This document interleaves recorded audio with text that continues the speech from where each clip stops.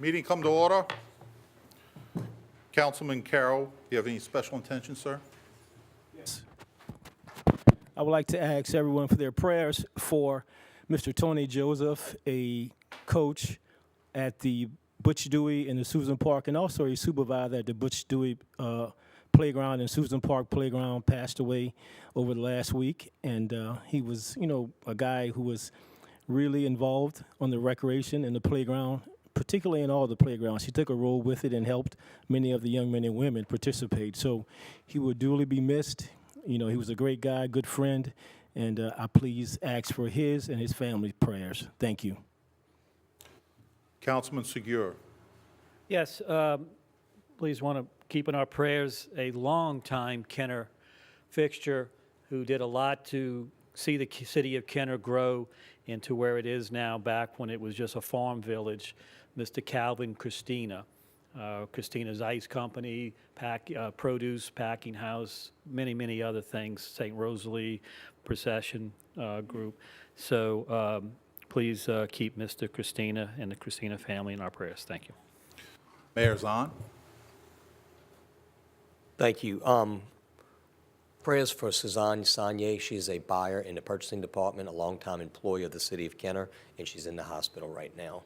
Keep in your prayers. Thank you. And Councilman Reyno, if you lead us in prayer. Thank you, Mr. President, and I do have one special intention. Stacy Shane Schott, who is the daughter of Henry Shane, who has been very gracious to the city of Kenner. Stacy is also a resident of Kenner, and she was recently diagnosed with cancer, and she is going through chemo and cancer treatment. So if you could keep her and her family in your prayers. Let us bow our heads and remember that we are in the presence of the Lord. Dear Father God, we come before you with a grateful heart for the many blessings that you bestow on us day by day, and praise you that your mercies are new every morning, and you have provided for all of our needs and more besides. You are a great and generous God. You are so good to all your creation and have faithfully supplied all of our needs, according to your riches and grace, just as you have promised. I love the hymn where it says, "Count your blessings, see what God has done." And Father, we do count the many blessings that come from you day by day. Please forgive us for the times when we take for granted the many gifts and graces that come from you. We could not draw another breath unless you give us the strength, and yet, moment by moment, we are being kept in your love and sustained by your grace. We praise your glorious name forever and ever. Amen. Amen. Councilwoman DeFrances, if you'd lead us in the pledge. I pledge allegiance to the flag of the United States of America and to the republic for which it stands, one nation, under God, indivisible, with liberty and justice for all.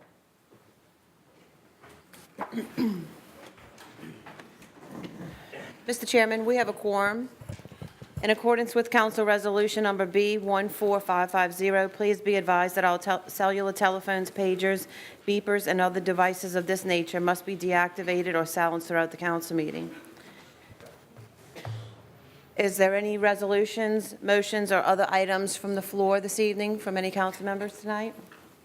Hearing none, we'll so moved. Under the consent agenda, we have item 1, approval of minutes, the council meeting of June 7, 2018. Item 2 is approval of alcoholic beverage permit applications. We have none. Item 3 is approval of bingo and public gathering applications. Item 3A is application number 2099-18, Mitchell Brothers and Sons doing business as Mitchell Brothers Amusement to hold a public gathering on June 21, 2018 through June 24, 2018 from 5 p.m. to 11 p.m. weeknights and 1 p.m. to 11 p.m. during the weekend for the purpose of a community carnival at the Esplanade Mall. Item 4 is correspondence, reports from the mayor, CAO, or department heads. Item 4A, at the request of the administration, a report from Mayor Zahn. Mayor Zahn. This will be very quick. This is just to inform the public, which we'll put on Facebook and social media tomorrow and start putting on KTV, that the inauguration of the 2018 Kenner City Council, Chief of Police, and Mayor will be next Friday, the 29th of June, at 10 o'clock at the Pond Stream Center. We didn't send out a lot of formal invitations, just to let the public know that, because we thought the best thing was just to invite the public. And we're going to do that through social media, trying to save some monies here and there, which I want to thank the council members that are staying with us and the incoming council members for being very, very careful of the taxpayer dollars on how we have spent the money for the inauguration.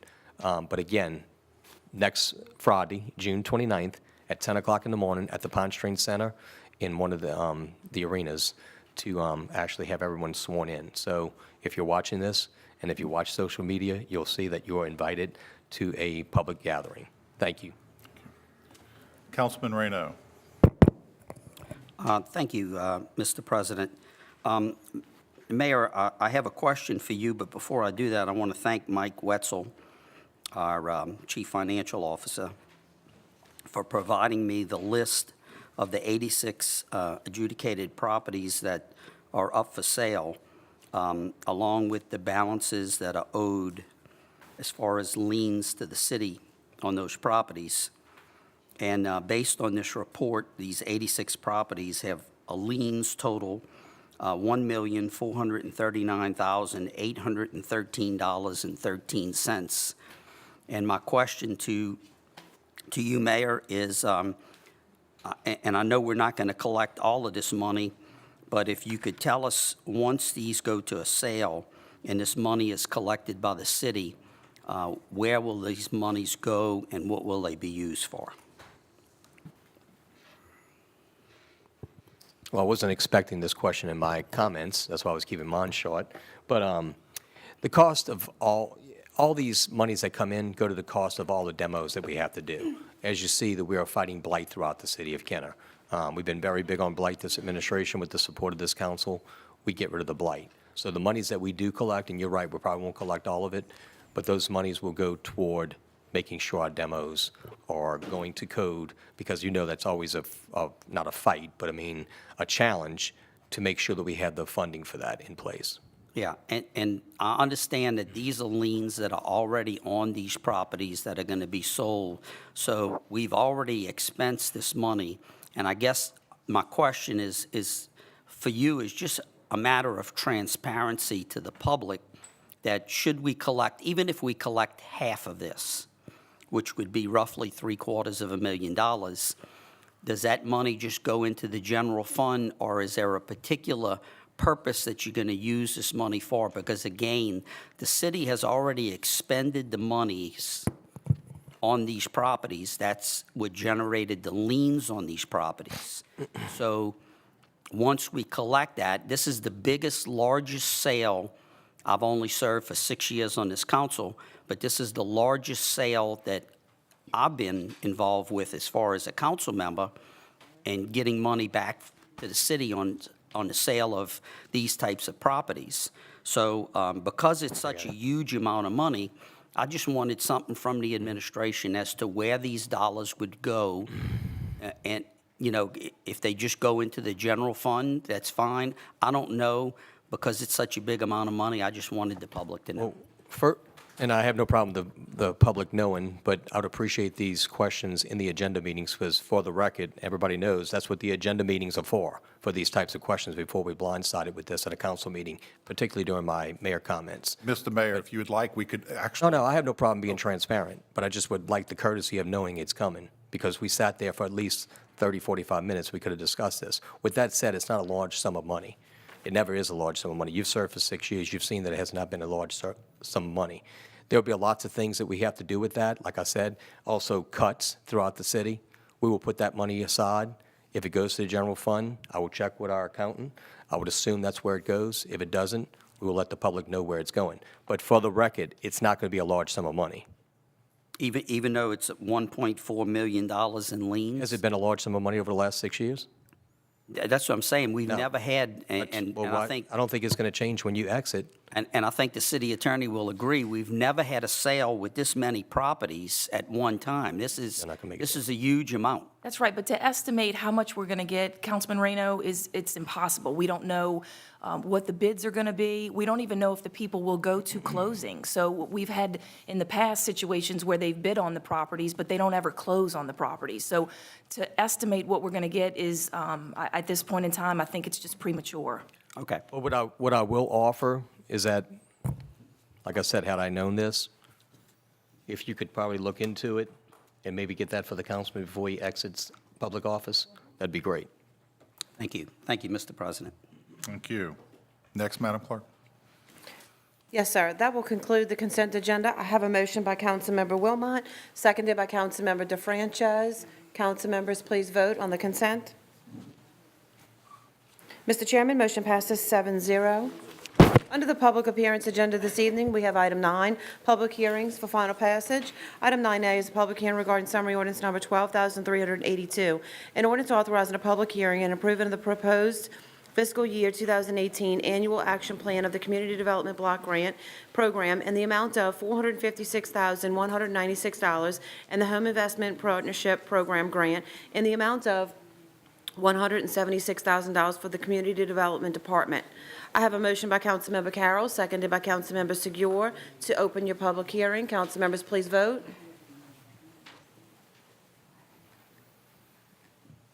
One more? Mr. Chairman, motion passes 7-0. We're now in a public hearing. I believe that the Community Development Department may have a few comments this evening. Mr. Mike Entz. Thanks.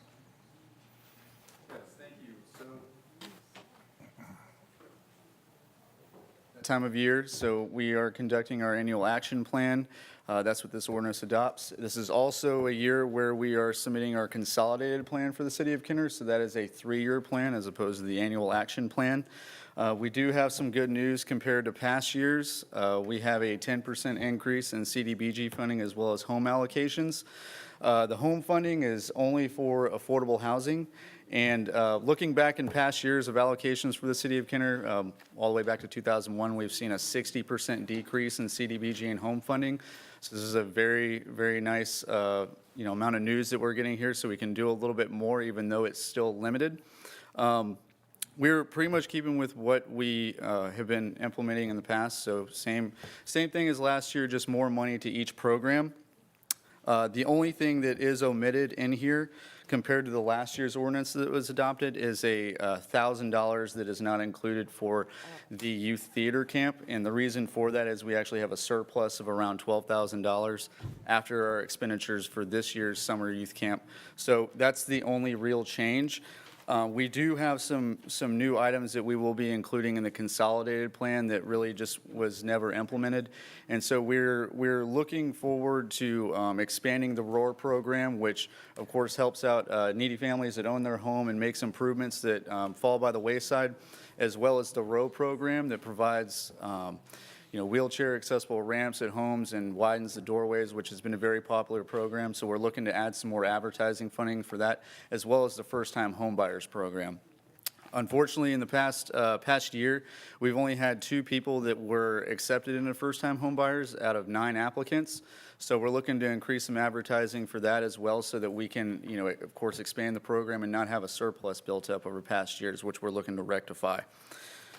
With the $176,000 that was allocated through home funding, it'll go to the exact same programs. So it'll be for regular owner-occupied housing rehabilitation, as well as the first-time homebuyers program. In addition, that we're looking to add into this consolidated plan on a 3-year timeline is the possibility of using some past funds for single-family affordable home development. That's something that we haven't done in the past, and we are currently exploring that. We've been in talks with HUD as well as Jefferson Parish on how we can improve on that. So with that, any questions? Councilman Reno. Thank you, Mr. President. Thank you, Mr. Entz. I do have one question on the first-time homebuyer program. You said that you have some money allocated to do some marketing to try to get more applicants in. Does the city of Kenner reach out to the local realtors, maybe the board of realtors that would share that information to all of the real estate companies in the greater New Orleans area? Right. That's a good question. We keep in contact with realtors as well as developers going to the ROW and ROAR programs, so they're aware of it. Something we're looking to explore, and we're including this in the action plan, is the possibility of having a symposium or a realtor meeting, the same thing we do with our health fairs at the MLK Center and the HRC.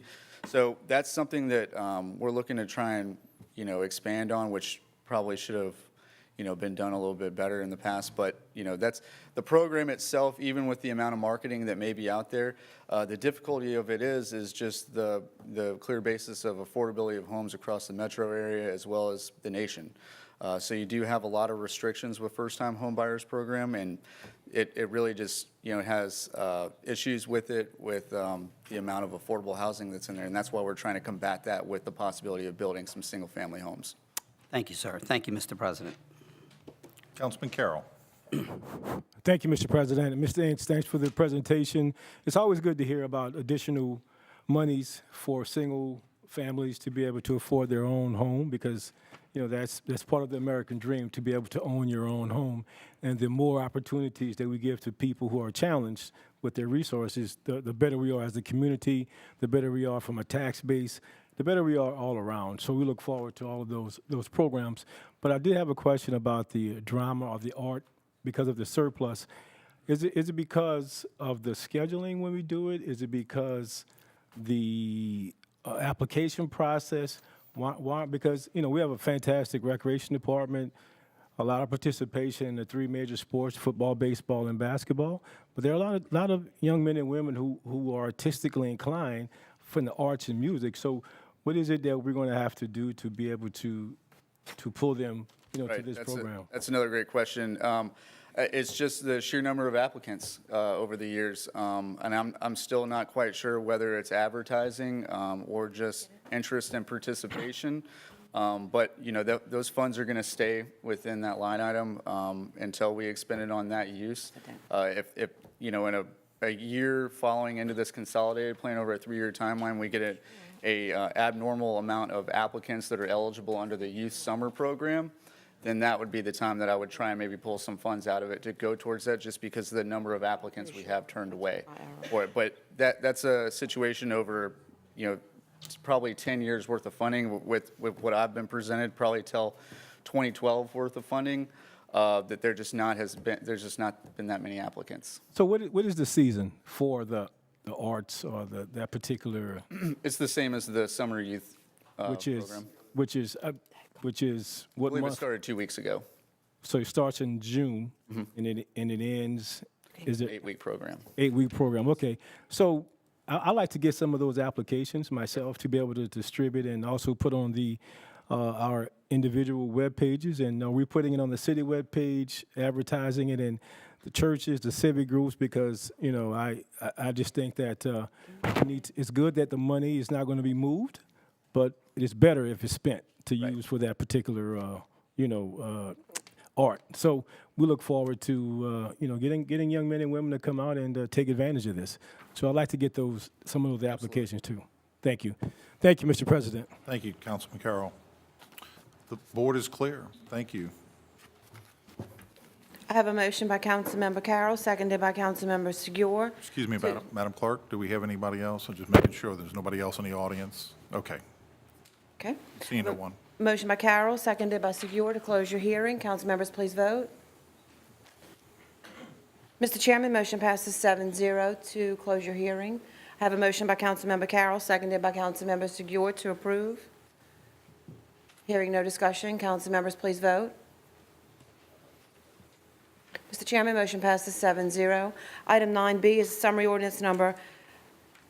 is a public hearing regarding summary ordinance number 12,383, an ordinance amending the 2015 and 16 and 2016-17 capital budgets to reallocate $1,332,855 from funds received from the BP settlement for the reconstruction of the new warehouse to provide funding for a vacuum truck, bucket truck, and various capital needs.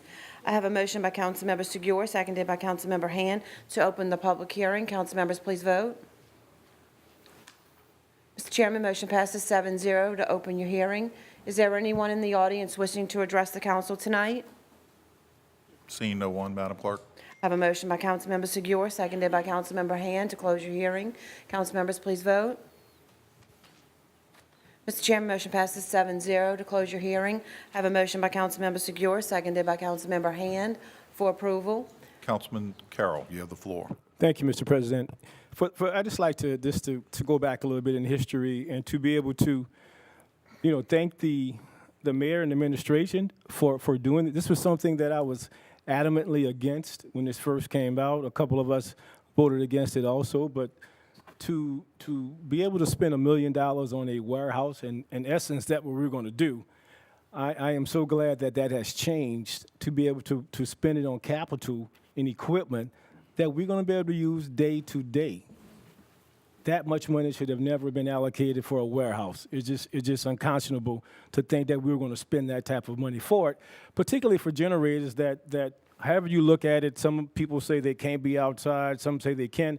Hey, I'm not an expert, but to be able to build a building or to facilitate another building to store generators just did not make any sense. So, I want to commend the administration for doing the smart thing, the right thing, the best thing for the monies for our tax dollars. So, Mr. Mayor, I'd just like you to comment a little bit more about the choices that were made as opposed to buying other things. Why these particular items as opposed to any other? If you have a little documentation. And sorry for not, getting back with you earlier, but I don't need a dissertation on it. I just need little comments. No, actually, I like your comments. You kind of like praise what we did, so I appreciate that. But it's the help of the council too, and also you, Councilman Carroll. There's been fire truck capital needs, fire capital, bucket trucks, a bucket truck, and a vacuum truck. It's in the. I mean, I know we're doing this for the general public, but it's the breakdown that adds up to close to what that amount of money is. I thought that was important. You and I both thought that. Members of the council thought that. I'm not knocking any past administrations. All I'm saying is that we need to put the needs back into the people's needs. I don't want to build anything else. I've said that before.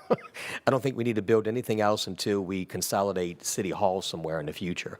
This is not what we need to be doing, is spreading City Hall when we have needs on the street right now. And I think our residents will truly appreciate this also. So I appreciate your support, the rest of the council's support on reallocating these monies. Yes, and my main purpose was to be able to put it out there. Right. So the Absolutely. general public can see exactly. Sometimes, they beat us up for making You're not gonna bad see a warehouse. decisions.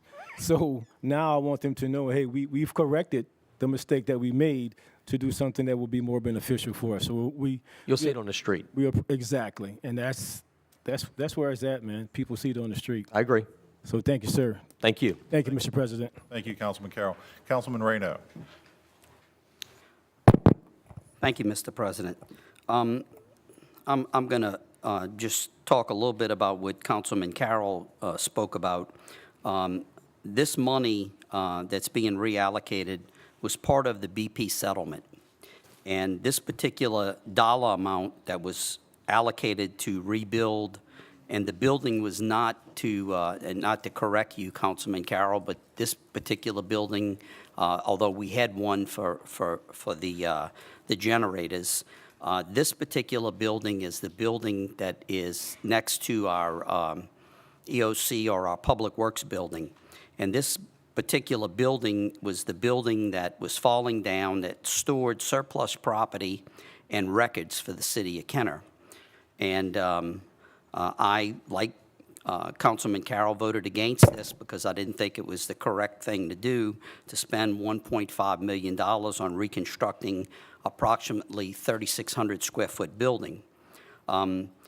With that being said, this is to reallocate $1.332855 million from that account, and the account was originally $1.5 million. So my first question for the administration is, this is roughly $168,000 less than what was moved from the BP settlement to this account. And I'd just like to see if y'all could give us, give the public an answer as to what that $168,000 was spent on, or does that mean that there's still $168,000 that will be left in, in that line item? Yes, $45,140 went to Pipeworks for the demo. We had to demo the building. Right. And then $108,000 went to Linfield Hunting Junius for the design of the new building. Now, like I've said before, we keep those designs, and if things get better, we can always shelve those designs and use those designs in the future. Okay. I wasn't here to waste that money. No. I can't control what was wasted in the past. I can just control that we don't waste over. We had to demo the building. Right. But I'm going to make sure we don't waste over the 108, so we do agree on that. Okay. Yeah, and look, I have no problem with this legislation. I'm just trying to make No, I it know. transparent to the public Right. so that they know that, It's a valid question. I Right. mean, to know where that money went, but I do want everybody to know that $108,000 is going to go on the shelf. It was spent, but those plans could be used in the future if things do get better. And the records that were kept in that building have been moved to what location? Because they had some old records, which I, at the time, recommended that those records be electronically scanned and then destroyed. And I'm just wondering is that what we did, or did we just move those records to another location? Yeah, we are going to do that, but they are currently on the containers on the side of the building. We have to address that in the future on how we put everything, like I've said before, under one roof. Right. And I just wanted to clarify that. I know this is pre-you, but I just wanted to get the questions answered because fine. at the time, that was one of my biggest That's fine. arguments. We don't like the Right. records in containers. Right. We have to address that where we're going to go with everything eventually. Right. Now, on the expenditures, part of this is for the new ladder truck, new ladder fire truck. And I know from the BP settlement, we appropriated $750,000 for that truck. And then in our capital budget, we appropriated money for the difference, because the truck originally was going to be about $900,000. So this is going to push the cost of that truck up to well over $1 million. And if we could just get an explanation for the public as to this additional $185,000. And Ms. Foshee, I know I asked this question to you before, so maybe you can let us know. And thanks for giving me a heads up. I got to practice my answer. The truck cost $1.1 something million. So the $900,000 estimate was below the actual cost of this particular truck. We didn't encounter any particular problems. The truck, as spec'd, was 1.1, so the $900,000 was never, ever going to cover it. So that's your $185,000. That's for equipment that's actually attached to the truck. The $100,000 is for items that go on a truck that are detachable. So there are a variety of equipment, personal equipment, truck equipment that will go on the truck that can be moved from one truck to the other or can be moved from one person to the other. So the $185 and the $100 are both items that are going to be on the truck. $100,000 is for removable equipment. So the price of the truck is over $1.1 million. And it should be here soon. Okay. And I know one of the other items on here is for a vacuum truck, and I know I've been pushing for a new vacuum truck because the city has two vacuum trucks. One was purchased since I've been on the council, and I know that truck is shared with Veolia, and it seems like every time we call for a vacuum truck, and I shouldn't say every time, a lot of the times when the council offices call for a vacuum truck to do some drainage cleaning or whatever, Veolia has that truck. So, I commend you for, moving this money to do that. I think it's very important that another vacuum truck is available. And part of this money, $442,000 is going to KPD for capital. And I guess my question is for you, Chief Glazer, and I'm all for KPD and the police department and the job that y'all do. You do an excellent job. I just wanted to let the public know that we are expending additional money to KPD for capital. And when we received the BP settlement, 24% of that settlement after attorney's fees and all went to KPD. So we're giving them additional funding. And just to be transparent, I just, would like to know what this money's going to be used for, because we're giving additional money over and above, Capital expenses, which could which be- is anything that's not reoccurring. So police cars or, You got it, one-time purchases, upgrading a $300,000 roof on the building, stuff like that. All that comes out of the operating budget of the police department, the maintenance of that building and all the equipment around it. okay. So And do you have expenses on this $442,000 now, or you I just? have a lot more than $442,000 worth of expenses. Okay. Yes. So this will be spent on, do you have any idea, knowing that you're going to get this money and you're going to expend the money, is there any one particular capital item, or is it going to be, are you ordering, 20 new police cars, anything? We're waiting for cars to come in now. Okay. They've been ordered. All right, So we have, I think, 12 police cars, a couple of pickup trucks. okay, There's the access card reader in the building is in dire need of repair. The camera system around the building's in need of repair, along with the roof, plus all the equipment. okay. We now carry as much medical equipment on a duty belt as you do a self-defense tool. In years past, the council got defibrillators for everybody. The paddles on these defibrillators wear out they only have a certain shelf life, and these things are expensive. And they're giving commendations away today. These things are used, and they need to be readily available. That's stuff that is not budgeted in an operating expense. It should be capital stuff. Okay. All right, I just wanted to let just trying to make it transparent, let the public see, because, I'm sure that the public looks at this and says, wait, the police department already has a funding formula, they already have funding, they already have an approved budget, and we're giving them additional money, and just so that the public knows where that money is being spent. So with that said, I think that's all my questions. Thank you, Mr. President. Thank you. Ms. Foshee? Yes, thank you. If I could, the police department has a particular challenge that the other departments don't have, and that is they have no capital budget. So any unexpected expenses come out of their operating account, which is basically where you put your expected expenses. So what we have done with this money is actually created a capital account, money that they can draw on, and frankly, they've already put in a PO for more than $200,000 worth of cars. In your first readings, you have $50,000 in body armor. So it's all going to very legitimate purposes. It's simply that the manner in which we've set this up is it's heavy on the operation side, not on the capital side. So while not a lot of money, it's at least a start towards developing a predictable capital account for the police department. Thank you. Councilwoman DeFranchis. Thank you, Council President. Microphone. Thank you. With your permission, I'd like to ask Ms. Fauché a quick question, or at least let her answer a quick question. This is hurricane season coming up. Obviously, the vacuum trucks is absolutely vital. It allows us to clean the drains. In the past, that has been an absolute blessing, and to have one available now will make it so much easier for us to maintain those drains and keep them clean. But I also wanted to mention the bucket truck, because you and I had discussed that. Sometimes you have to spend money, but in the long run, you save money. Would you just explain to the people why it's so imperative that we also have a bucket truck, and how that's going to actually save us money in the long run? Thank you, I appreciate that, and as you know, this is one of the things I'm particularly excited about in this budget.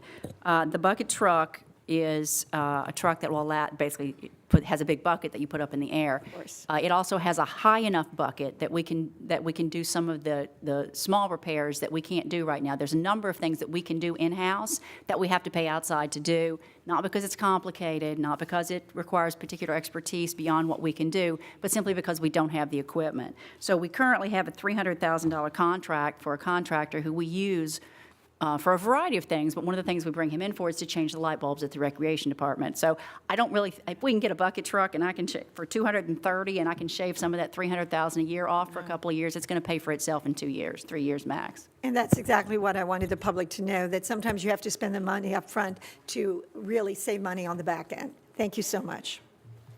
The board is clear, Madam Clerk. Yes, sir. I have a motion by Councilmember Segura, seconded by Councilmember Hand. Council members, please vote. Mr. Chairman, motion passes 7-0. Item 9C is a public hearing regarding summary ordinance number 12,394, an ordinance amending the 2017-2018 operating budget to budget funds received for building permit fees from the Louis Armstrong New Orleans International Airport Expansion Program during the 2017-2018 fiscal year that were not previously budgeted, and to amend court fine revenue.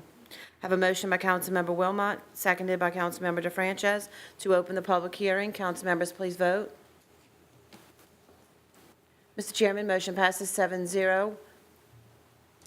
Is there anyone in the audience wishing to address the council this evening? I see no one, Madam Clerk. Have a motion by Councilmember Wilmot, seconded by Councilmember DeFrances, to close the hearing. Council members, please vote. Mr. Chairman, motion passes 7-0. I have a motion by Councilmember Wilmot, seconded by Councilmember DeFrances for approval. Councilman Reyno, you have the floor. Thank you, Mr. President.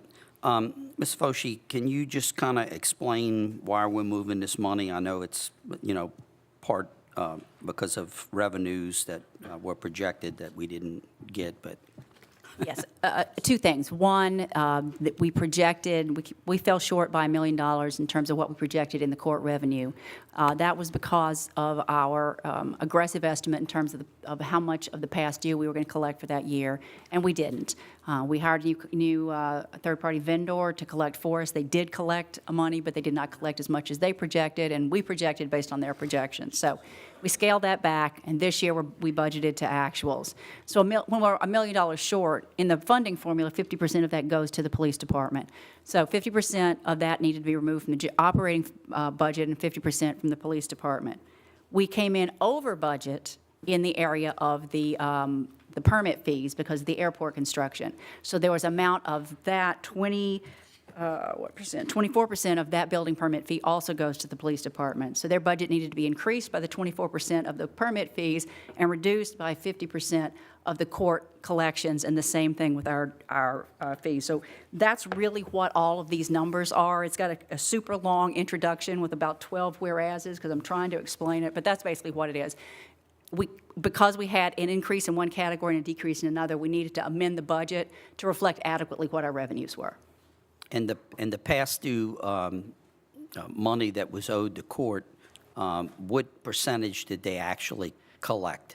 We projected we got about 50, we got half of what they projected, Okay, of what their projections? of what their projections were. Okay, thank you, ma'am. Appreciate it. Thank you, Mr. President. Thank you. The board is clear. Council members, please vote. Mr. Chairman, motion passes 7-0. Item 10 is opening of bids. We have none. Item 11 is reclassification of zoning for final passage. We have none. Item 12 is other ordinances for final passage. Item 12A is summary ordinance number 12,381, an ordinance authorizing the creation of the class of Deputy Chief of Administration of the Fire Department. I have a motion by Councilmember Segura, seconded by Councilmember Hand.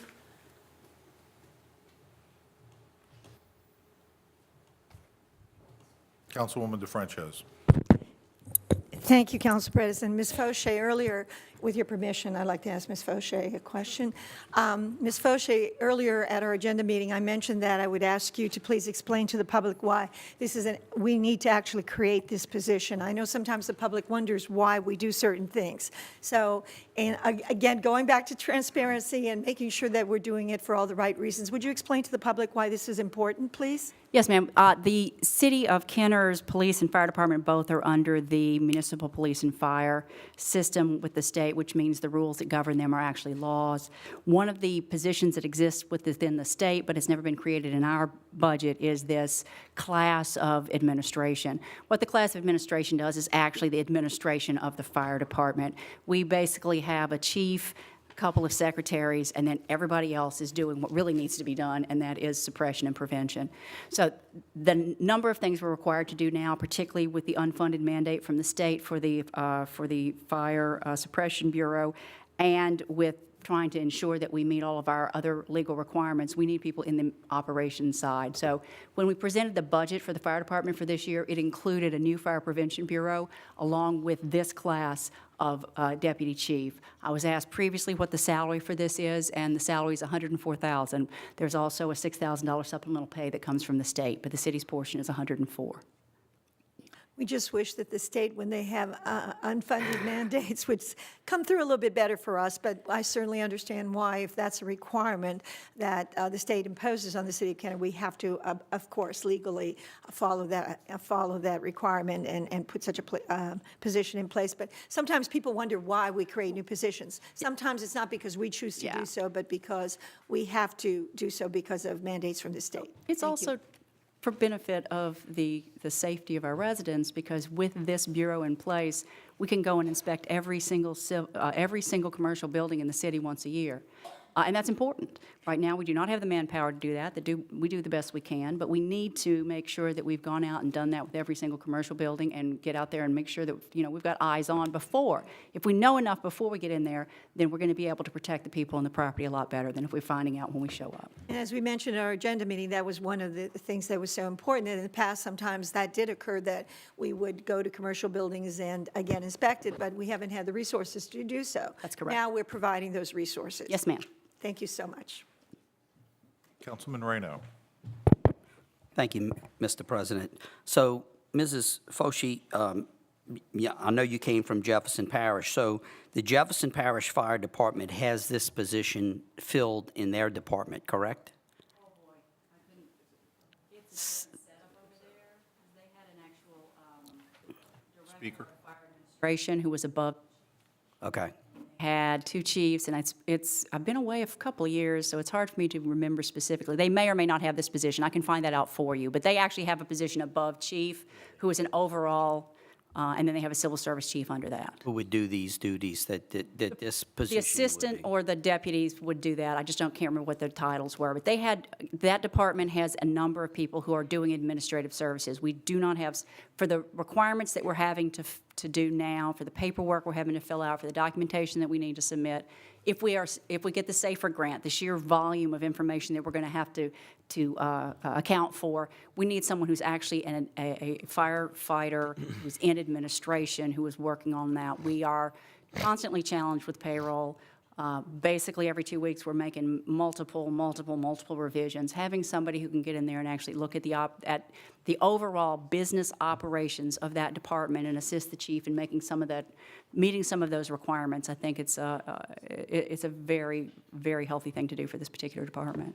And will that improve our help with our fire rating? I know we're a Class 2 fire rating, and I know Jefferson Parish is a 1, so naturally we would like to get to a 1 if we do. That would help all homeowners in the city of Kenner because it would lower their cost of insurance. So is this something that is on that requirement to?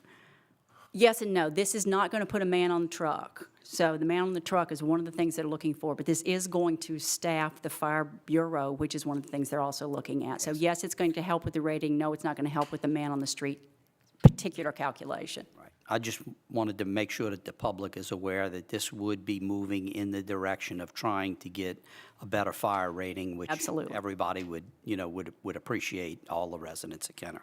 So thank you very much. Thank you, Mr. President. Thank you. Councilman Carroll, you have the floor. Thank you, Mr. President. And Ms. Foshee, that's exactly was going to be my question. Councilman Reno asked about will it increase our fire rating, and you answered the question. And obviously, when we submit our application to the SAFER,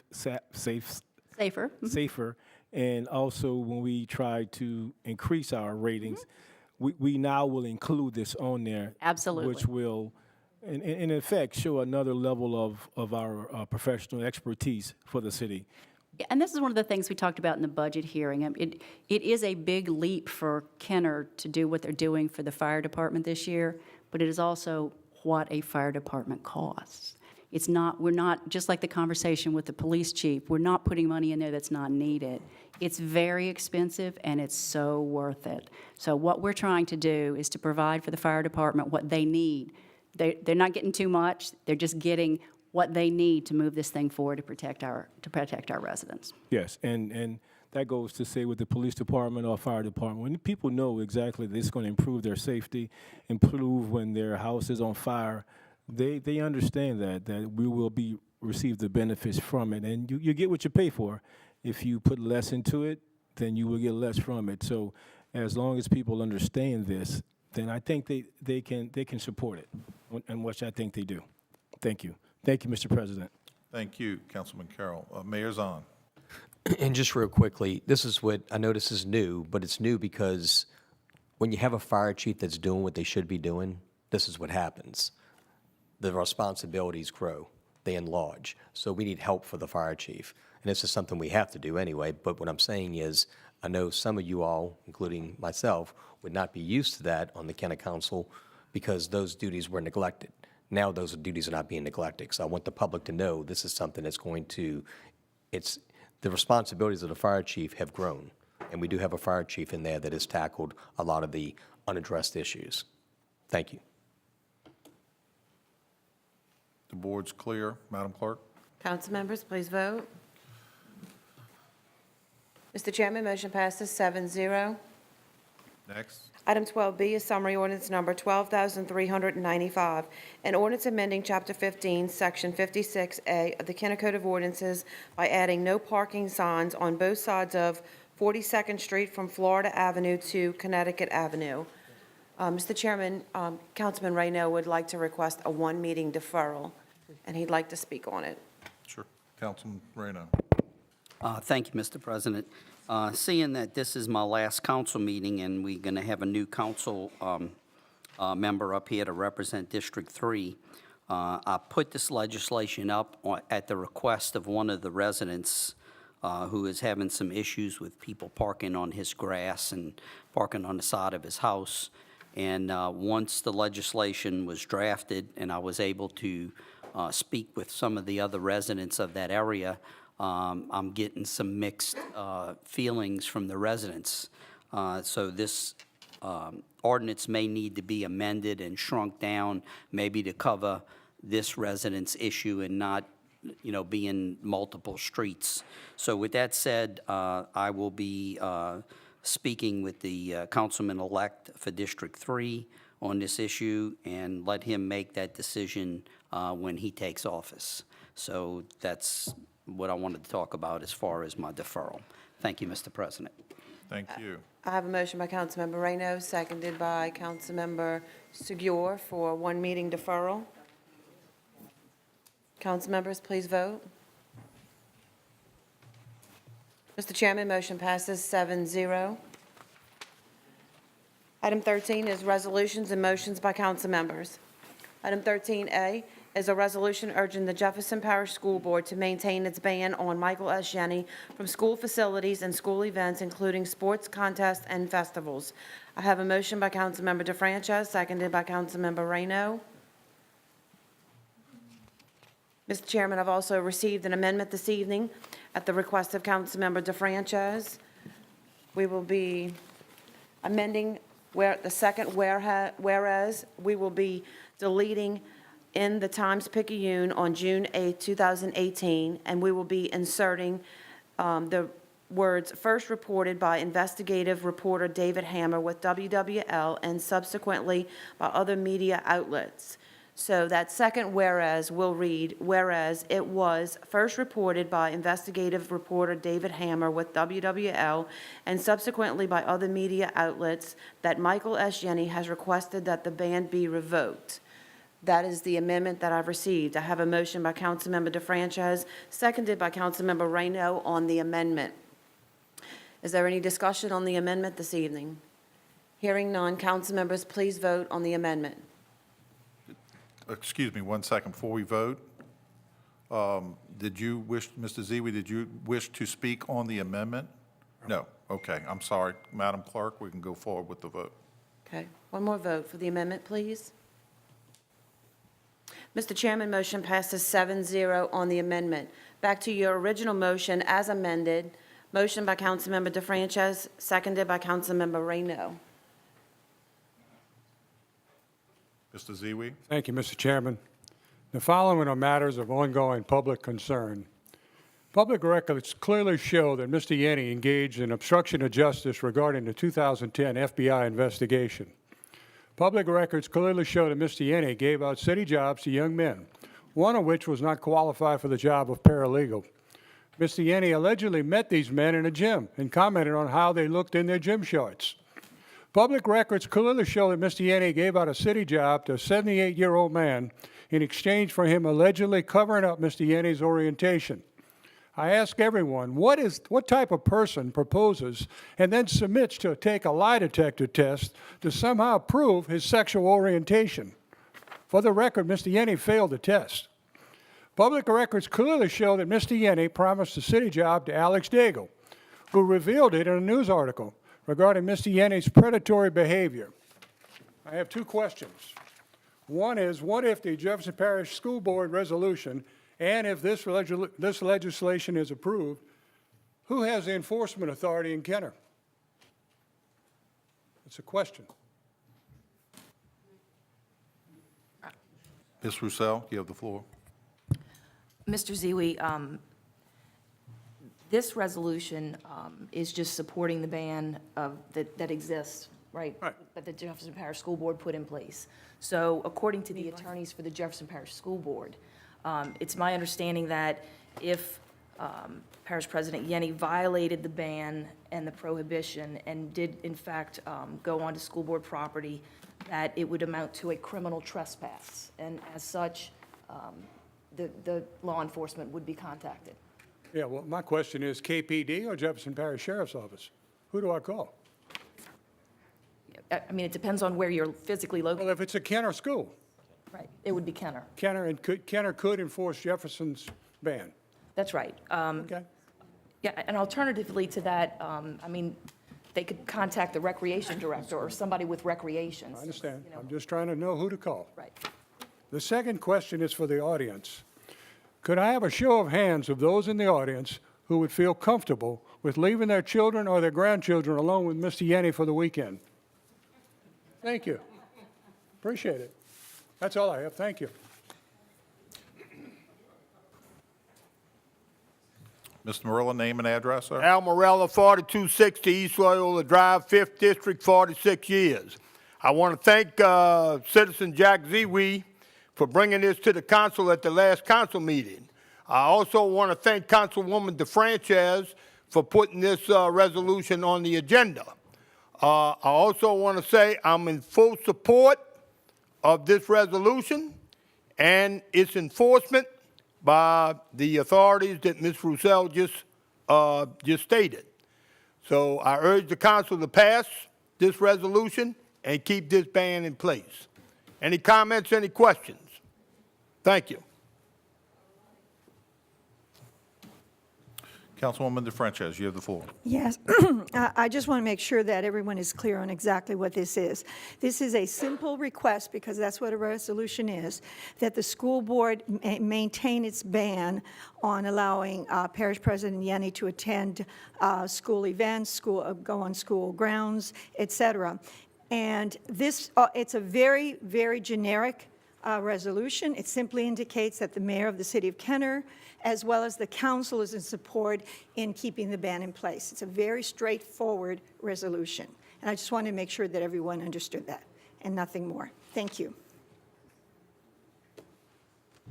The board is clear, Madam Clerk. Council members, please vote. Mr. Chairman, motion passes 7-0. Next to Madam Clerk. Item 14 is items removed from the consent agenda. We have none. Item 15 is acceptance of contracts and similar matters approved by the mayor. Item 15A is summary ordinance number 12,384, an ordinance ratifying the proposal from Safety National Casualty Company with an AM Best rating of A, excellent, for excess workers' compensation insurance for the period of July 1st, 2018 through July 1st, 2019. I have a motion by Councilmember Wilmot, seconded by Councilmember DeFrances. Council members, please vote. Mr. Chairman, motion passes 7-0. Item 15B is summary ordinance number 12,385, An ordinance ratifying the policy and rates for the commercial liability insurance package for the City of Kenner for the policy year July 1st, 2018 through July 1st, 2019. I have a motion by Councilmember DeFranchise, seconded by Councilmember Wilmot. Council members, please vote. Mr. Chairman, motion passes 7-0. Item 15C is summary ordinance number 12,386. An ordinance ratifying an emergency purchase of an air conditioning system for Kenner City Hall, Building A, in the amount of $15,800 by Beacon Air Conditioning for the Department of General Services. I have a motion by Councilmember Segura, seconded by Councilmember Hand. Council members, please vote. Mr. Chairman, motion passes 7-0. Item 15D is summary ordinance number 12,387, an ordinance ratifying the purchase of a 5-foot 550-780 Airvolution shop fan from Genuine Parts Company doing business as Napa Auto Parts in the amount of $7,305.06 for the maintenance garage of the Department of Fleet Management. I have a motion by Councilmember Segura, seconded by Councilmember Hand. Council members, please vote. Mr. Chairman, motion passes 7-0. Item 15E is summary ordinance number 12,388, an ordinance authorizing the utilization of state contract number 4400006361 to purchase 150 active shooter body armor and accessories from Barney's Incorporated, Barney's Police Supplies, and the amount not to exceed $50,000 for the Kenner Police Department. I have a motion by Councilmember Segura, seconded by Councilmember Wilmot. Council members, please vote. Mr. Chairman, motion passes 7-0. Item 15F is summary ordinance number 12,389, an ordinance accepting the responsive bid received from Lights on America Incorporated in the amount of $11,940 to furnish LED light fixtures for the Kenner City Park in accordance with letter bid number 18-1573 for the Department of Parks and Recreation. I have a motion by Councilmember Segura, seconded by Councilmember Wilmot. Council members, please vote. Mr. Chairman, motion passes 7-0. Item 15G is summary ordinance number 12,390, an ordinance accepting the lowest responsive bid received from National Polyfab Company to supply mesh, roll wire, rebar, metal keyway, and chairs on an as-needed basis in accordance with sealed bid number 18-6431 and an amount not to exceed $30,000 for the Department of Public Works. I have a motion by Councilmember Wilmot, seconded by Councilmember DeFranchise. Council members, please vote. Mr. Chairman, motion passes 7-0.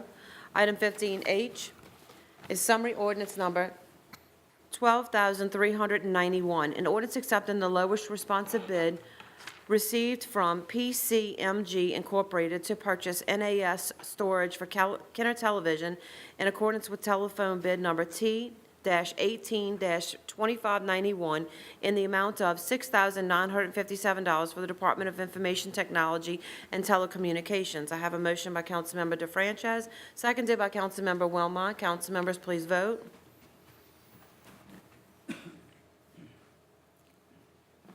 Mr. Chairman, motion passes 7-0.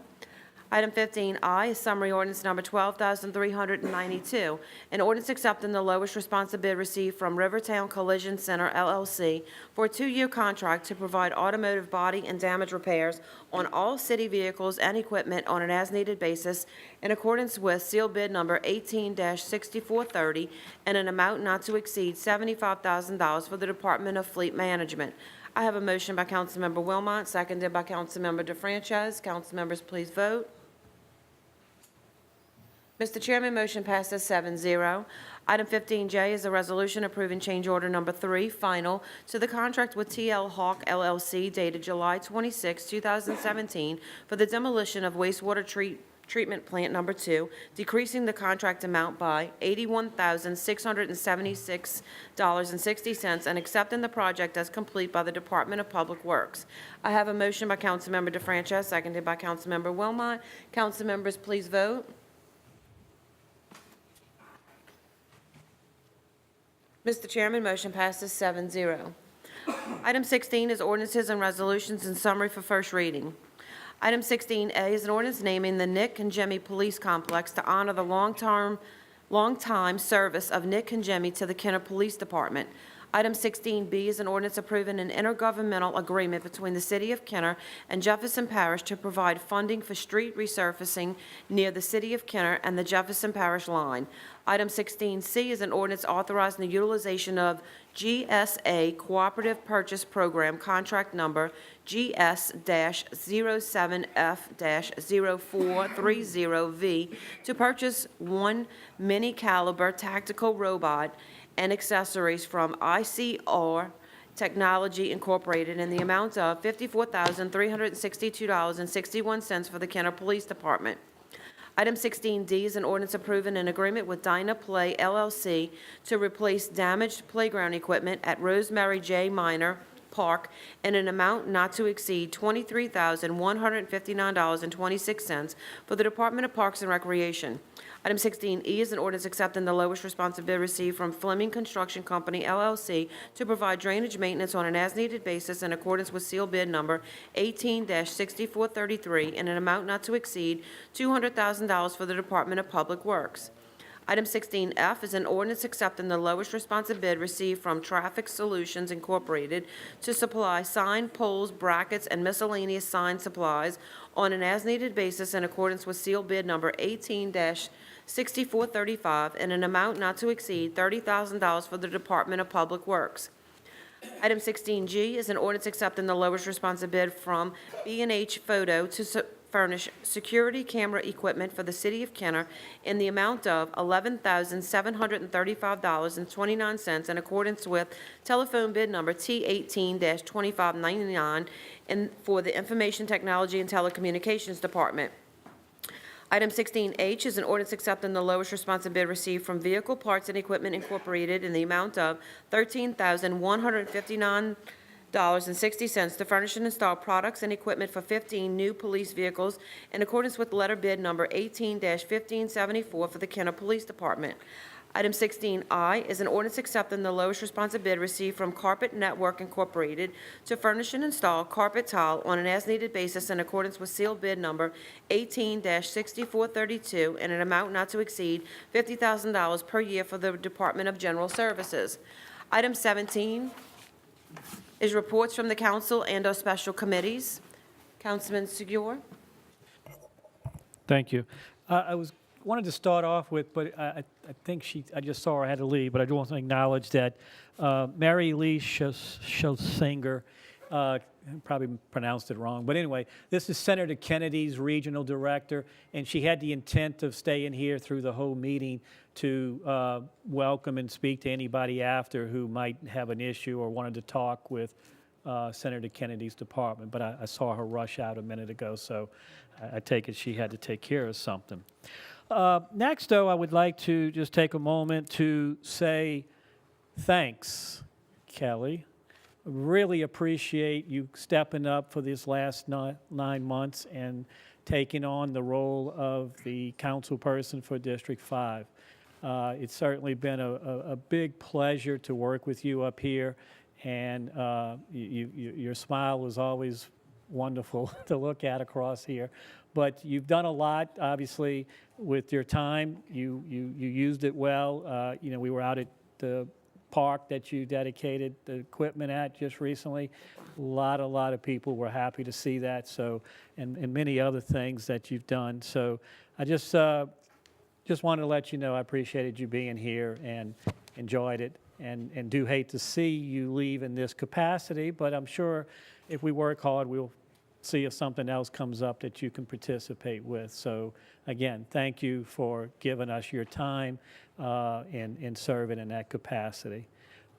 Second, I'd like to also recognize a good friend who also will be leaving tonight, Councilman Klein. Lenny, it's been a pleasure working with you the last 4 years. I didn't really know you that much before the election that you got elected to, but this last 4 years has been certainly a pleasure working with you also, and look forward to seeing you in the future and other things. So again, thank you for your time here with us. Thank you. Mayor's on. Thank you. Thank you, Councilman President, and thank you for those words, Councilman Segura. I would like to reiterate that, but also add it to Councilman DeFrancis. We did start in public office at the same time in 2006. You and I have been through a lot together. Sometimes we agreed, sometimes we did not. I think we both kept it very civil. We were even opponents at one time for a campaign, but even after that, we worked together well for the next year. So with 12 years of service, and I've told you this before, with 12 years of service, the city of Kenner, its residents, and me as a resident of the city of Kenner do appreciate the work that you've done. You were never my councilman until you were councilman at large, but you were my parents' councilman, and you did some very good work and always addressed their needs in Chateau Lakefront when that came up. So I just want to point that out for your 12 years of service, and thank you for what you've done. Councilman Carroll. Thank you, Mr. President. And just to be able to echo some of the comments made by the mayor and Councilman Segura, I too would like to thank Councilwoman Hayne, Councilman Reno, Councilman Klein, and Councilwoman DeFranchis for their hard work and for their dedication to the city. Listen, a lot of people talk one way or another about what they like, what they don't like, but it takes a lot of courage. It takes a lot of to be able to run. And to be able to get up here, and you have to make decisions. Some people are going to like your decisions. Some people are not going to like your decisions. But once you're here, you can't walk away. You do what you think is best. Have we always agreed on everything? Obviously not. You know, I am a South Kenner territorial young man, and I'm not afraid to say that. And when I think it is the best interest for District 1, I'm going to vote my constituency. Some things we agree on, some things we don't, but it should never get in the way of what the biggest goal is for the city of Kenner. And I can appreciate that, you know, Councilwoman Hayne, Councilman Klein, Councilman Reno, and Councilwoman DeFranchis, at the end of the day, that is their position, to do what's best for the city of Kenner. And I appreciate your service, and I hope you have a successful future, whatever endeavors you may choose to do. Thank you very much. Thank you, Councilman Carroll. And I would like to ditto what my colleagues are saying as well. Tonight is the last council meeting for 4 of the 7 council persons that's sitting up here on this dais, at least for the next 4 years anyway. I take this opportunity to acknowledge each one of the outgoing council persons. Councilwoman Maria DeFranchis, Councilwoman at Large Division A. She has served for 3 terms, 1 term at large and 2 terms as District Councilwoman of District 4. At a total of 12 years on this council. Thank you for your service. Councilman Keith Reno, Councilman for District 3. He has served for 1.5 terms, just short of 6 years on this council. And I too thank you for your service, sir. Councilman Lenny Klein, Councilman for District 4. He has served 1 full term at 4 years on this council. I thank you for your service, sir. Councilwoman Kelly Hand, Councilwoman for District 5. She has served for 9 months on this council to fulfill the unexpired term of Dominic Impastato, who is our parish councilman of District 4, Jefferson Parish. The time and dedication that it takes to serve is vast. Just ask any family members of those who have served in the past. Although I may agree with some of the members and may not agree with others at various times, each of the council persons have contributed, served, and handled themselves as they deem right. With that, I thank each one of you again for your public service, and God bless you in your future endeavors. Thank you all. Thank you. Next, we have Councilman Klein. Thank you, Mr. President.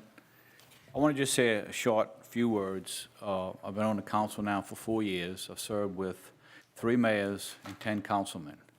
When I ran for office, Ed Munez was my good friend. He asked me to run. They said they needed a councilman for District 4. I thought about it for a couple of months and decided to run. Ended up being on the council for 4 years. And my motto was 3 things: cooperation, compromise, and progress. And I think with the 3 mayors, the administration, the department heads, my fellow councilmen, as well as the other councilmen, which I think is around 10, we did those three things. We cooperated, we compromised, and we moved the city forward. That's for Mike Yenny. When he was mayor, he did a great job. Councilman Segura, when he was acting mayor for a year, he did a great job. And now Ben Zorn's doing a great job. And all my fellow councilmen, I'd like to thank them, the administration, and last but not least, the citizens of Kenner, particularly my district. And as Councilman Carroll said, when we're sitting up here, we're not thinking about one district or one interest group. We're thinking about the entire city. And I think Councilman Carroll said it best, is when he needed things done in District 1, if I'm in District 4, I tried to help him, and vice versa, and that goes to all the councilmen and the mayor and the department heads. So it was a pleasure serving for 4 years. It's time for me to move on now. I'll do something else, and I think the incoming councilman will do a great job. George Brannigan, who's sitting in an office now, has taken my position, and he's a successful businessman, and I'm sure he'll do a great job. So I look forward to assisting the administration, the mayor's office, other councilmen, and incoming councilmen, whatever way I can. So I want to thank everybody for allowing me this 4 years to serve here. So I'll conclude with that. It was a pleasure serving. Thank you. Thank you, Councilman Klein.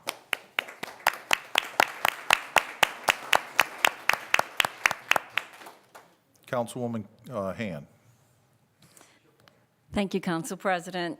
Following Lenny, I don't know if that's a good idea. That was beautiful, Lenny. Well, let me just tell you, being in politics was never a dream of mine, but the last 9 months has really been such a blessing. I just felt, I feel honored to serve the city, the citizens, and being here with the administration and my fellow council people. It's a memory I'll never forget. You know, it's right up there with getting married and giving birth to my 2 children. It's just been an unbelievable, wonderful experience for me. And I would like to say I wish everyone can experience it, but I'm not. But it really has. I got to see so many people in the audience week after week. Some will come and tell me when they see me out on the streets, come and say how good of a job that I'm doing, which really, if it wasn't for everyone here, my job, I wouldn't get any, you know, it's all of you. It's these 2 wonderful ladies right here, Teresa and Natalie, that they look at me and they wink at me and give me a thumbs up saying it's okay. Just go ahead and be yourself. And, you know, I could talk one-on-one, but I'm not very good at this, and I think all you guys know that too. Councilman Segura, you've taken me by the hand and just called me every time when you knew I needed to be there. You used to give me 15 minutes, then you started giving me like an hour, and you always told me to be there 15 minutes earlier than I had to.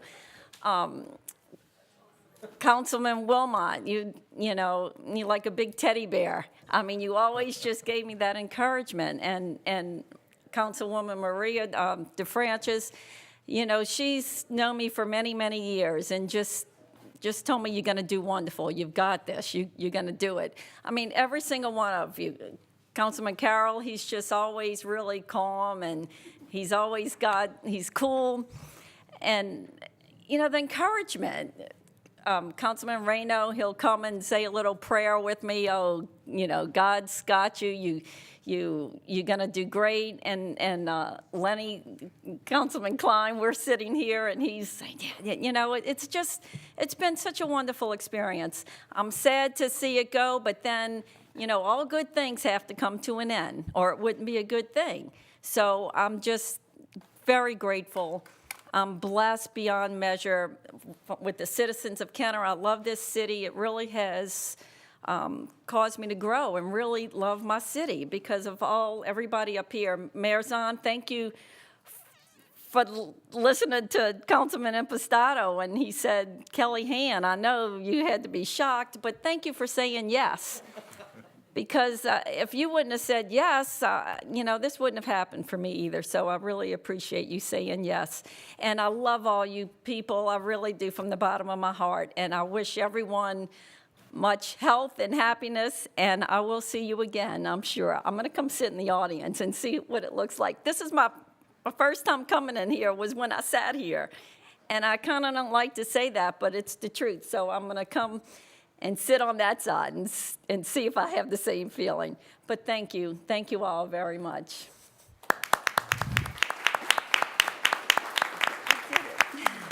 Without crying. Councilman Reyno. Thank you, Mr. President. And, you know, my first thanks goes to God. I thank him for this opportunity to serve the citizens of Kenner and this chapter in the book of my life. And I also want to thank my family. You know, this is a job where, you know, you're out front and center. And there's a lot of things that are said, and sometimes it's us saying them, sometimes it's the public saying them, you know, and people take things one way or another. So, you know, my family has to, when you're in politics, your family has to put up with whatever people say because they're talking about you, and basically they're talking about your family. I do want to say, before I go any further, you know, if I've offended anybody in any way on anything that I ever did or say, you know, please accept my sincere apology. It wasn't a personal thing. I say things the way I believe. I vote the way I believe, based on what I believe is the right thing for the city of Kenner and its residents. It doesn't make me right, and it doesn't make me wrong. It makes me, hey, this is the way I feel, and this is why I feel this way. I'd like to thank all of the District 3 residents that supported me over the years, and for kind words that they've sent me, you know, when I made my decision not to run again. A lot of this job is handled by our council assistants. So I want to thank my council assistant, Darylyn, and also all of the girls in the council office. You know, when Darylyn's not there, everybody in that council office picks up that phone and answers that phone and handles what comes in from those constituents. And never worked with a greater group of women, and they would always pitch in whenever they, you know, whenever you needed them. This city is about its employees, and I want to thank each and every employee. I'm not going to name everyone. I'm just saying that y'all are the city, each and every one of y'all. When you're out there with the public, working on issues, when you're working on getting funding for grants or whatever it is, we have a great group of employees, and this city is great because of you. You are truly our city, and I thank each and every one of y'all. Every time I picked up the phone and asked people for help, no matter what it was, whether it was code or recreation or public works, it didn't matter. They bent over backwards to help. And I appreciate that, and I believe that the citizens of Kenner appreciate that. I would like to thank the administrations that I work with over the past 6 years, and all of the councils that I've worked with, because there's been a lot of changes on the city council, and I thoroughly enjoyed working with each and every one of you, even though we disagreed, and even though some of us, and I guess I could say myself as well, are territorial, and sometimes I stepped over the boundary, but I felt what I was doing was in the best interest of the city of Kenner. And, you know, with that, it's been an honor, and it's been a privilege to serve up here, and I'm looking forward to the next chapter in my life. So thank each and every one of you, and please accept my sincere apologies if I did or say anything that offended you. God bless you all. Thank you.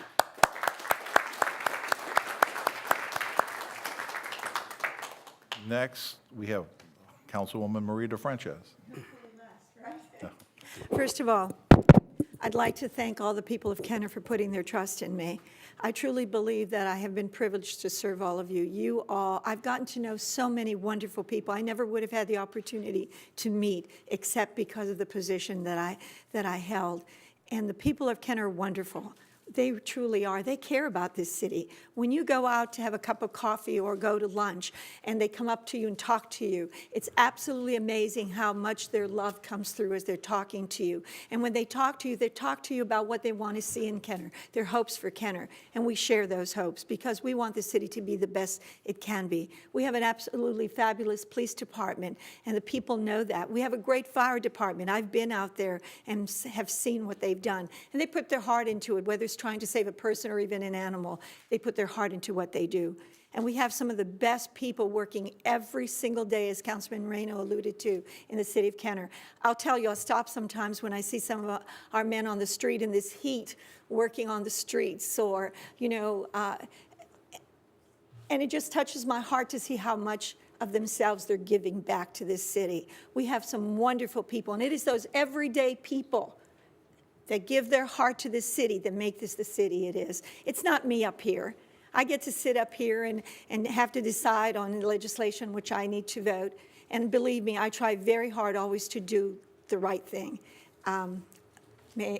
Do I make mistakes? I'm human. Everyone makes mistakes. But I can tell you honestly, I've always done research. I've always asked questions. I've talked to people to see how they feel about some of the legislation we're proposing. And then I have to make the final decision myself because I'm the one who pushes that button. And I've always tried to do what's right. I hope I've succeeded as much as I can in doing so.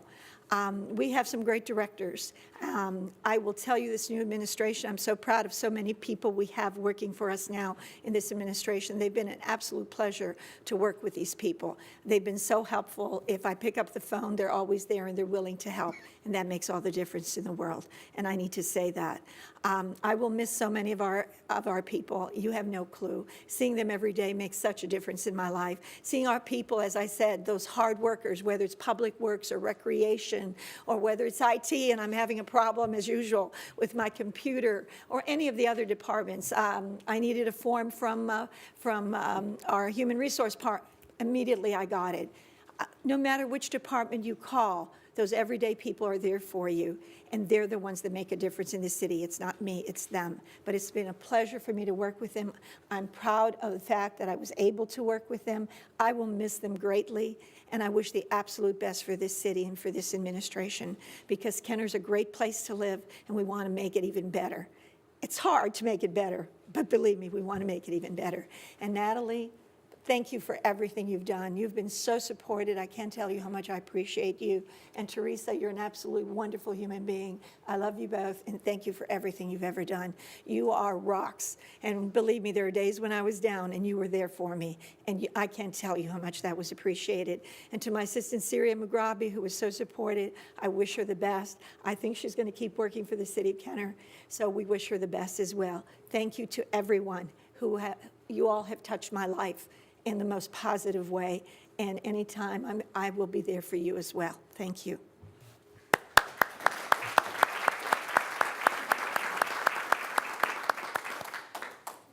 And the board is clear. Madam Clerk?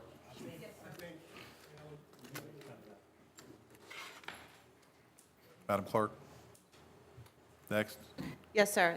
The next item would be new business. We have none. Item 19 is unfinished business and a motion to reconsider or remove from a tabled position. We have none. Item 20 is persons wishing to address the council on special subject matters. Mr. Morella, name and address. Al Morella, 4260 East Loyola Drive, 5th District, 46 years. I want to revisit a topic that was discussed in here at the last council meeting.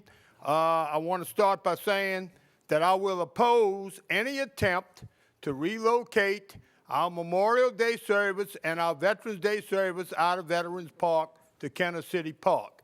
If all of a sudden now, after all these years, the elements is at issue, then I suggest we construct an enclosed section in Veterans Park to be funded in one or two ways. One, recover that $400,000 a year that the citizens of Kenner pay for Lafreniere Park.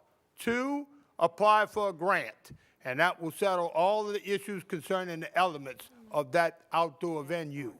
Second, the Kenner Housing Authority on June 13th took a giant leap backwards in selecting an executive director for that agency.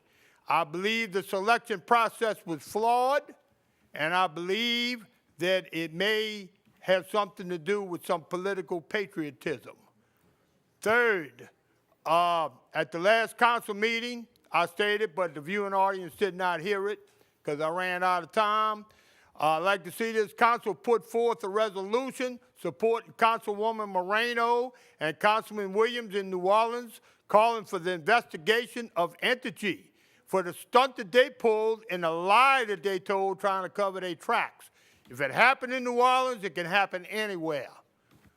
Next, I want to direct this to you, Councilman Wilmot. One thing you want to remember, that whatever I don't cover at this meeting in my 3 minutes, there will always be the next meeting and 3 more.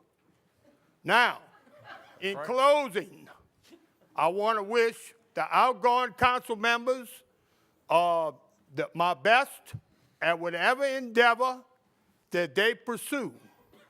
And I want to thank you all for your service. Anybody got any comments, any questions for me? Is there anything? Thank you. Thank you. Next, we have Ms. Deborah Lejeune. She here? Sure. Name and address, ma'am. Hi, my name is Deborah Lejeune. I live at 4309 Lake Trail Drive. This is to Councilman Reno, my district councilman. District 3 was blessed when you came and knocked on our doors. Your email, Sarita. You gave us your word you would resolve our problems. I'm sorry. Upon election, you began a journey to honor those problems as we all watched you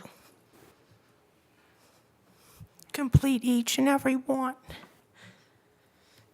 of them.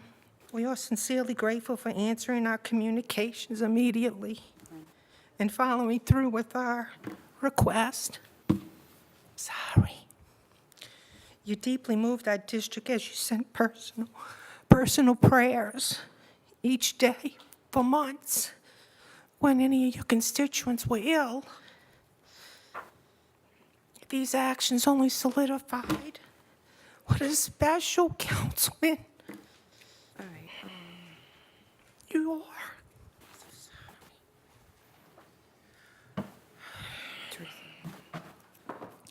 When a district member's house burned, you invited them to live in your home, which they accepted until they could find their way as they were lost.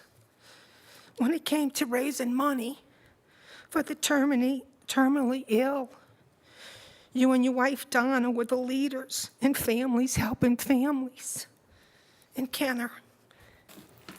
It was an honor to volunteer and help you build playgrounds at some of the parks.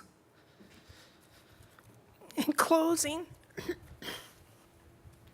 since 1995, I sat on the Lake Trail Estates Drainage Board, 20 years. We relentlessly begged for drainage help. You made a promise to us you would acquire all means necessary to correct our problem. We watched you from your first month as a councilman move mountains to achieve our goal.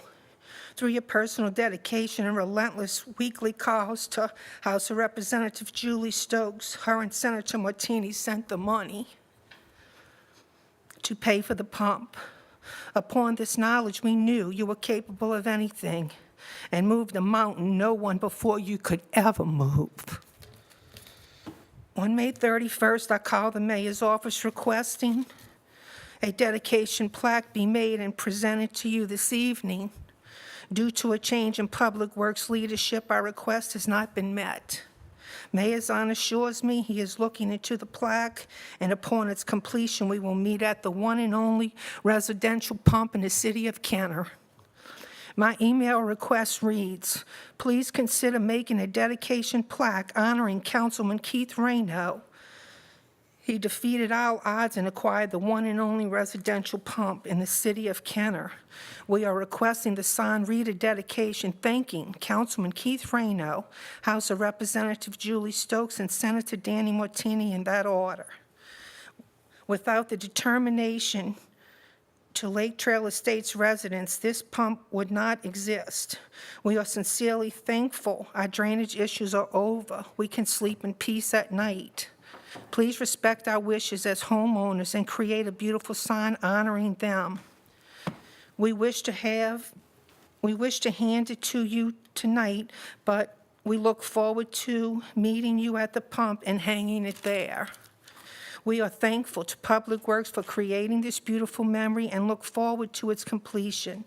District 3 has lost a great man today, a great man. But we are blessed that you and your family sacrificed their service to our district and our community.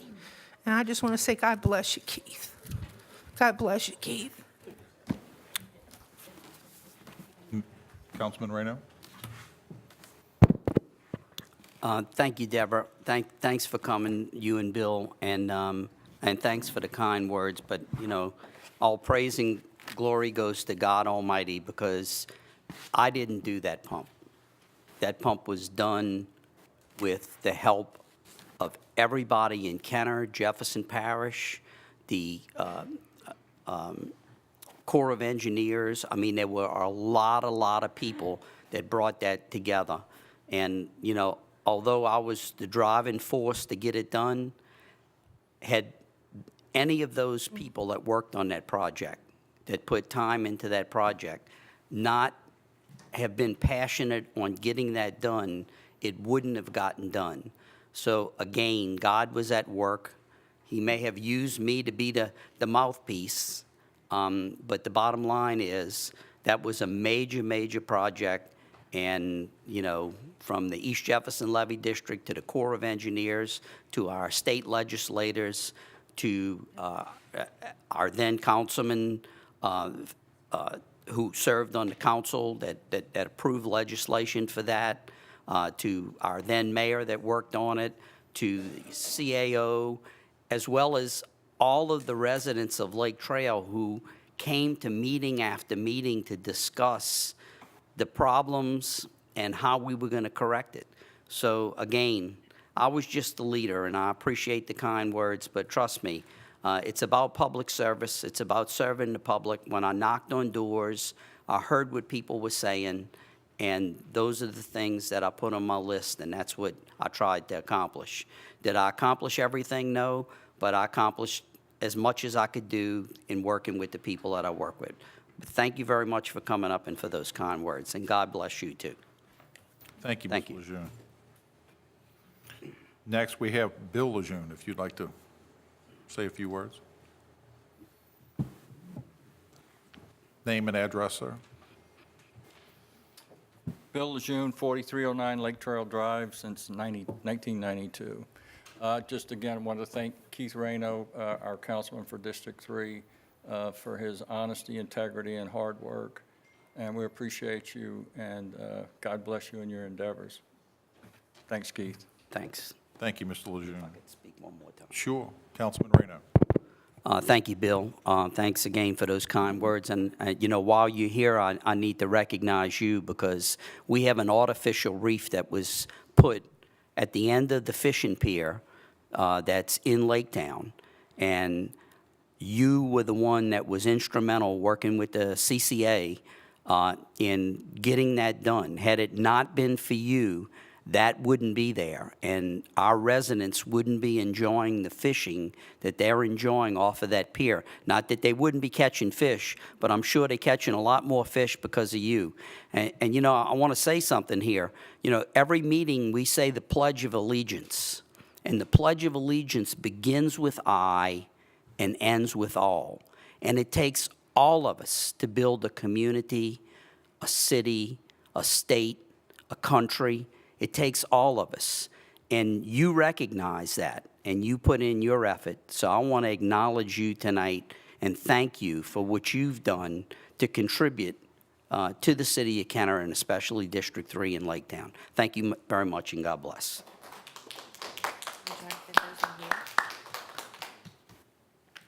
Next, we have Pastor Jackie Brown Cochran.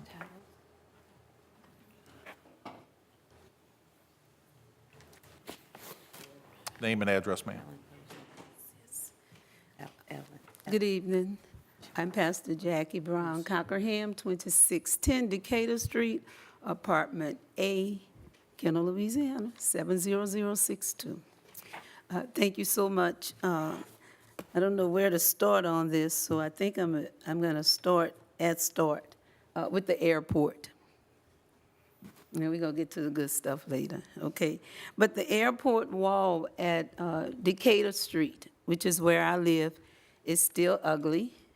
It has not been addressed to cover the ugliness of it, and that's all we've been asking. And I think I've been asking for a whole lot longer than it should take for something to be done about that wall, that temporary wall that was put up. I'm asking you again, not just my council person, but the council at whole, the administrators in the city who represent me as a taxpayer, a voter, and just someone who's interested in what's going on and what our city looks like. It's ugly. It's still ugly. And I'm asking you to correct it ASAP. The other thing is that I want to give accolades to Ms. Maria DeFrances for being our counsel at large in District 1. I thank God for her. And I just would like to say that Maria's spirit, the presence of her spirit, her concern, her integrity, that she is truly connected and involved with the residents of Kenner. She sat with us, she marched with us, and she cried with us. And I just thank you so much, Maria, for being the person that you are. And to Mr. Keith Raynaud, I didn't know Keith that well for that long, but I love your Christian spirit, and that is to do what God has called you to do the right thing, no matter what. I couldn't ask for anything more. And I thank you. I say God bless you, and thank you for your service and for your compassion. And I'm still thinking about that wall, too. Okay. Thank you so much. Any questions? Thank you, Reverend. Pastor. All right, am I going to get some response about the wall? Because, you know, we've been going through this for quite a while now. Help.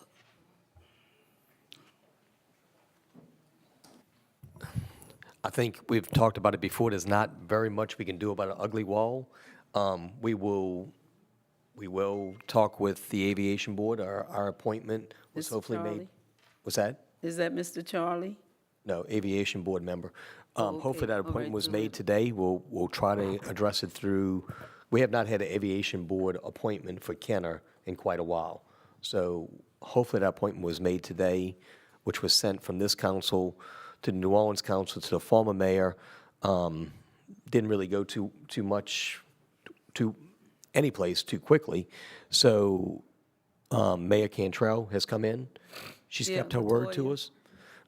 She's kept her word to us, and she presented the suggestion of the appointment that we wanted to the council. I think it was chosen today. I'm not for sure. I have to check with that person. I don't want to say the person's name unless it's been done.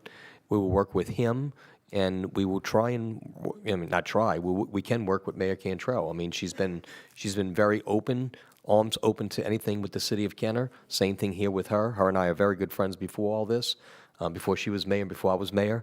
I will reach out to her also, and I'll get back to you. Just give me a little while because, you know, she had to come in, things had to change. It's a lot better with Latoya. No, yeah, I know Latoya, I know her family. So we will address it through both entities, but let me confirm, and I'll get a phone number on you from Councilman Carroll to get back in touch with you maybe sometime next week. But keep in mind that this wall faces Decatur Street, I understand. right at the Skinner. And I know. So I'm coming to you all first, right. again, No, to do something about it. we see it, we agree with you, but it's not ours. So we will do as much as we can with our appointment and also with the mayor. Okay. Thank you, Pastor Jack. Thank you. Alrighty. Appreciate Thank it. you.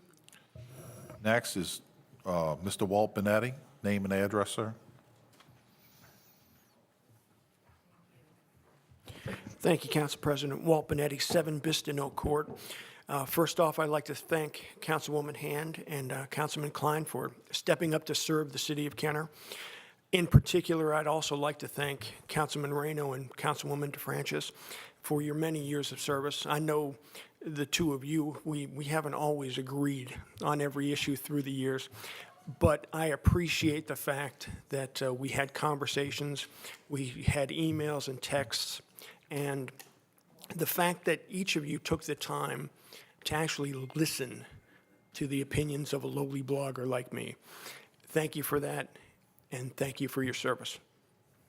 Thank you. Thank you, Mr. Benetti. Next, we have, I want to say it's Venna Perkins. Vera Perkins. I'm sorry, ma'am. I just had trouble reading the penmanship here. Name and address, if you will. Vera Perkins, 2515 Short Street, Kenner, Louisiana, a lifetime resident of Kenner. I'm addressing the Recreation Department on behalf of the Minor family, Perkins family, most of the residents on Taylor Street. This is directed at the Recreation Department. Rose Minor Park has been recently upgraded, and but this park is widely used, I mean, weekly.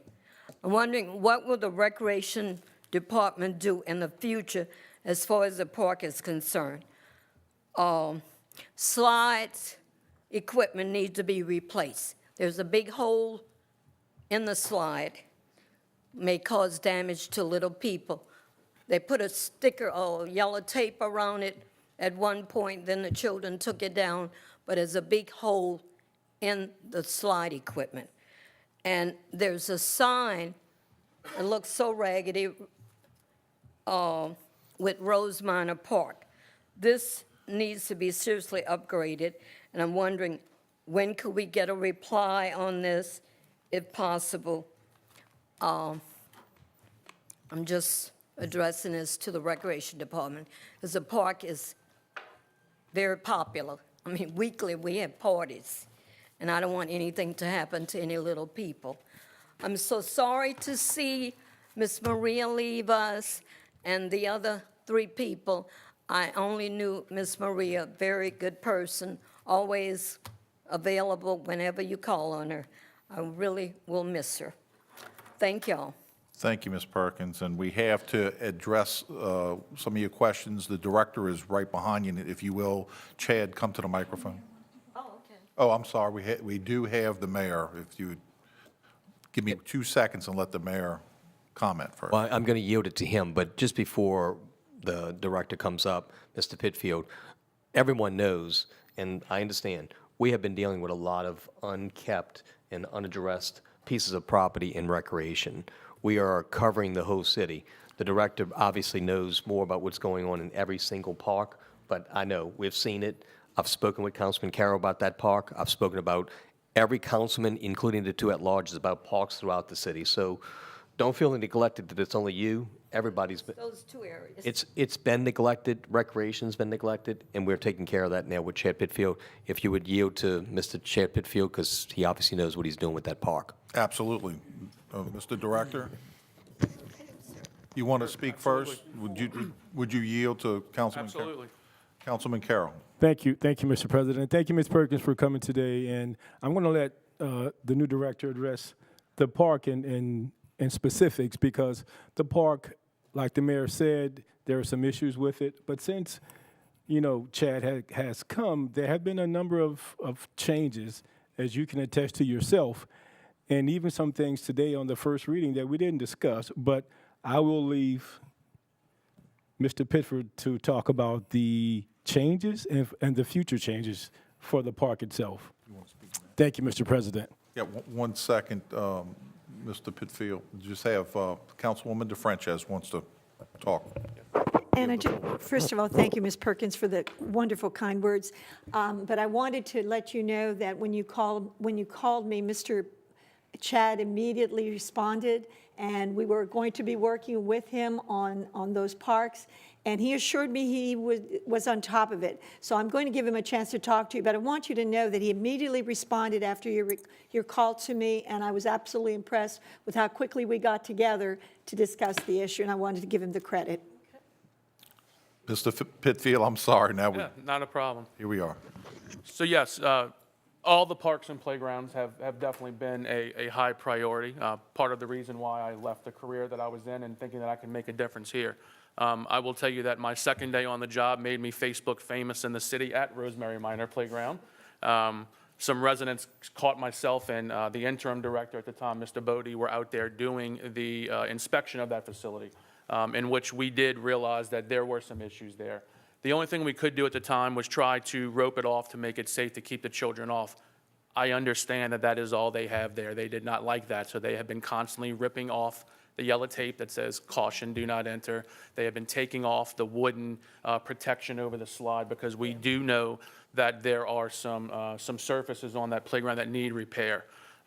From day one, the administration's been great. It's actually been one of those, I'm trying to get all of the purchasing requirements and some of the rules for purchasing under my belt as well. This has definitely been one of the projects that has been on the forefront for me. As a matter of fact, first reading tonight was the replacement of all of the tot lot equipment at Rosemary Minor. So I did take $23,000 out of the recreation budget to redo the equipment at Rosemary Minor. So that was first reading tonight, so we'll go forward on the next on the next council agenda. So we're definitely, Councilman Carroll and I have spent some Saturday mornings together going around and inspecting some of the facilities there as well. Mr. Francis and I spent some time at Miguez Park. I'm open to all the councilmen, even the current and the new. We'll set that time apart and go around and look. We're doing our best to go around and address some of those issues. But yes, we do want to give the quality facilities and the quality programs to all the citizens of the city, and we're going to do our very best to get it done. It's just that sometimes it takes a little time. We have to get quotes on things, and we have to bring it, depending on the price, we have to come in front of the council to get legislation passed. So tonight was a very big step in that. You will definitely see some big change at Rosemary Minor, not only to the playground equipment. I actually met with a sign company today for not only Rosemary Minor, but for Miguez Park as well. We're working at a lot of the infrastructure that maybe had been neglected over the past several years, and we're working and doing our very best to get that fixed. Thank you. Thank you, Mr. Pitfield.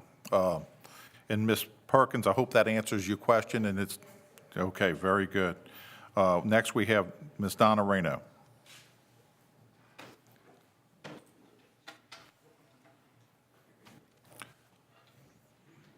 And of course, name and address. Again, Donna Reno, 42 Emile Avenue. I just wanted to come and say, at this particular meeting, though I will be back, that I'm very proud of my husband. And though we had a short-term employee who wrote on social media that I have no job or involvement when it comes to being the spouse of an elected official, that's not true. And though I may be rough around the edges and I may be a little abrupt, I was always there for my District 3 people that my husband needed to help. And I will continue to do so, just not as the councilman's wife. We did it before he was a councilman. We did it more as he was a councilman, and we'll continue to do it. And I just wanted to say that I'm very proud of you. Marie, I'm very proud of you. You've been through a lot. And I just wanted to say that from here on, I wish you the best. And there's no words I can express to you. You know how I feel. You're my rock. You're District 3's rock for a while. And I was there for District 3 when I needed to be, as I should have been. Thanks. Thank you. Next, we have Mr. Richard Brown. Of course, name and address. Thank you, Mr. President. Richard Brown, 824 Sessions Lane. I just want to say a few words to the outgoing council members.